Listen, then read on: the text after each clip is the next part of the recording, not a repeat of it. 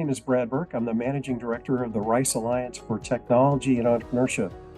We're based at Rice University in Houston, Texas, and we're here to help support entrepreneurs and founders and help individuals launch their companies.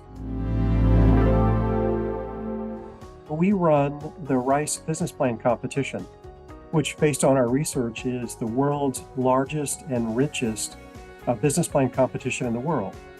We started it in 2001, and we did our 23rd annual competition this year. We say it's the richest based on the amount of prize money that we offer at the competition. We started the competition in 2001, and we offered $10,000 to the 9 teams that competed. This year, we had 42 teams compete for ultimately more than $3 million in prize money. The competition is open to all universities around the world. And a number of people are confused because we call it the Rice Business Plan Competition, but we call that the Rice Competition because it's hosted at Rice University, and teams come to Rice to compete. But it is open to all universities around the world, and we always have teams from the US and from countries in Asia and Europe and other places. It is open to teams that have at least one graduate student, or it could be a team of all graduate students. And the graduate students means someone who is seeking to get their MBA or their PhD, or it could be somebody seeking to get their MD, become a doctor, or a lawyer. So any type of degree can compete and have competed at the competition. Any type of master's degrees would qualify someone to compete at the competition. And generally it is a graduate level competition, but undergraduates have competed too, and undergraduates at a school, university can compete as long as at least one member of their team is a graduate level student, say a master's student or PhD student. One of the trends that we have noticed is that the teams that compete now are much more committed to really launch their business when they graduate. Typically teams compete, but they don't have to. They compete when they're about to graduate. So we do the competition in April every year. Students usually graduate in May or June. And so teams, generally most of the teams that compete here are committed once they graduate from their university program to work full-time on launching their business. And I would say, if I go back 23 years, the first year, many of these students did this as a fun school project, and it was an idea, but they hadn't really worked on it very much, but they had created a business plan as a part of an academic exercise. It's no longer an academic exercise. These are students who are committed to take their companies forward. The winning teams have certain characteristics. We tell the judges to vote on the team where you would invest your money. So, and most of our judges are investors, but we say, look, vote and select the team where you think would be the best investment opportunity. So what does that mean? That means that the startup is solving a real problem, that it's a big problem that people can understand or they can articulate well. And it also has a big market, so the potential revenue for this company is large. And that there are customers, they can demonstrate there are customers who'd be willing to pay for their solution. So a big problem, big market, customers who would be willing to pay for their solution. And a team that can articulate their vision for this company is critical as well, because they have 15 minutes to present their pitch. And so that's not very long. And they have to convince the judges in a very short period of time.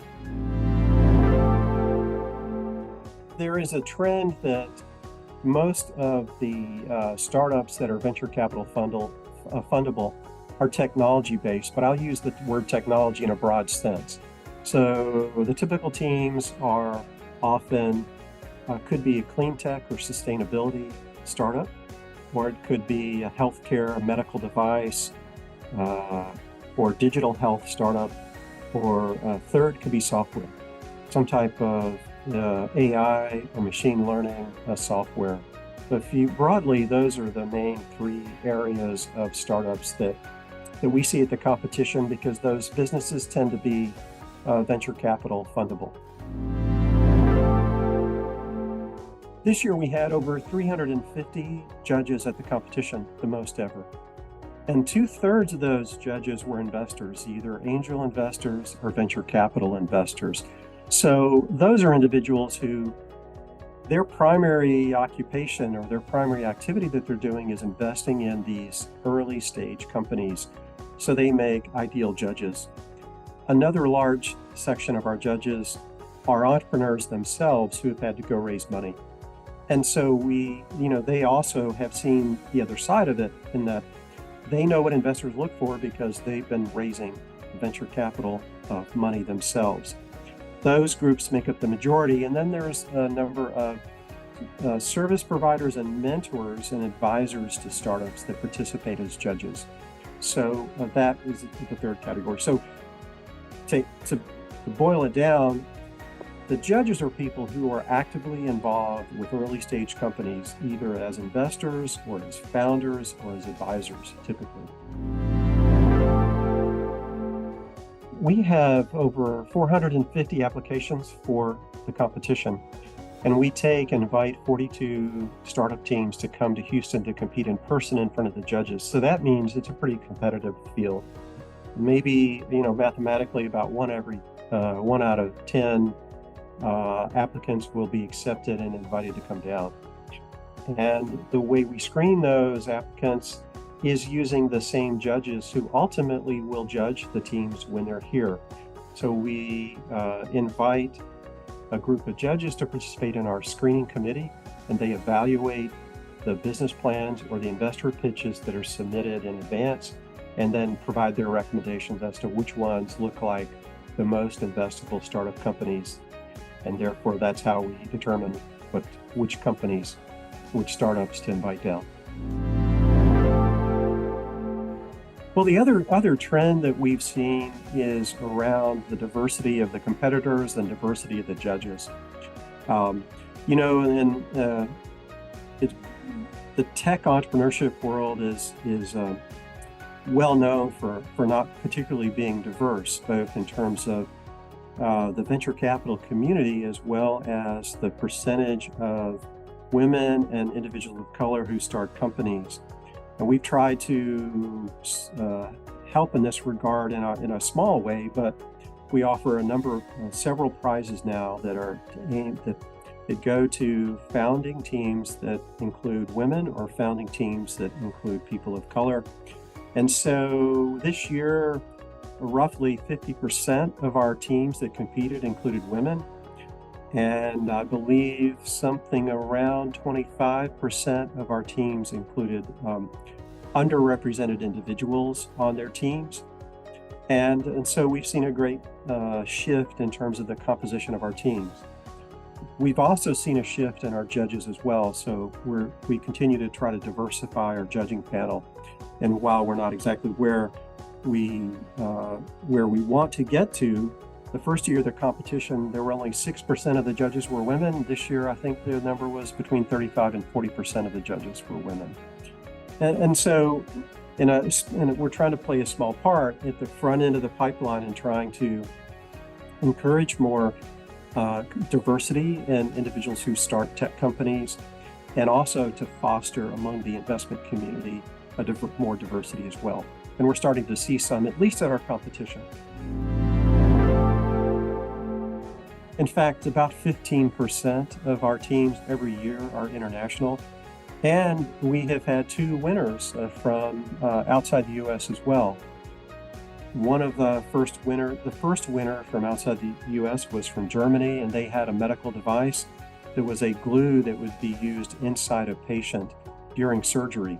So in order to stop bleeding immediately while the surgery is underway. So it's a glue, and it's a biodegradable glue. So eventually, once the body's repaired, the glue just dissolves.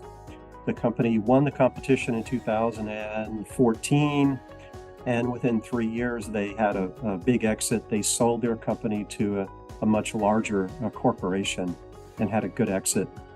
Individuals at the competition invested, I think, around $3.5 million in that company. So it was a good That's what got the company started and founded, was investors that they met here at Rice. And it was a good outcome for both the founders and for the investors. And it was a company from Germany. And we've had a couple companies from outside the US win the competition. So it's been great. The winner this year of the competition was a team called FluxWorks, which was a team from Texas A&M University. It had a new innovation in a magnetic gear that would provide less friction than typical gears through the magnetic properties of it, and therefore be much more energy efficient, so they could reduce the energy consumption of industrial equipment and also have longer life because of less friction causing wear on the gears. So they did a great job highlighting the problem and the benefit of their solution, which is reduce energy consumption and longer life and more reliability. There are several teams that didn't win first place that have gone on to have great success. And in fact, if you look at the teams overall, I'll come back and answer the specific question, but if you look at the teams overall, around 270 of the competitors have gone on to be successful and raise over $5 billion in funding. And we have 5 public companies that have gone public after competing at the competition. So there are a lot of companies. What that means is you don't have to win first place in order to guarantee that you're going to be a successful company. One that I'm fond of is a team that competed out of Carnegie Mellon University that had a new technology for converting trucks. These are the long haul trucks going down the highway, to converting the trucks to either hybrid or electric engines. The company met its initial investor at the competition. They only finished third place. And then they went on to conduct their IPO just a couple of years ago. And at the time they conducted their IPO, Forbes ran an article on the company. And the headline of the article was that this founder, Thomas Healy, was going to become the world's youngest self-made billionaire through the process of taking his company public. And so they've raised a lot of money, I think in the neighborhood of 700 million. And they've moved their company from Pittsburgh, where Carnegie Mellon was, to Austin, Texas. They've gone ahead to launch and build their company during that time. So it's one of many stories of someone who, maybe they didn't finish first place, but they've gone on to be successful.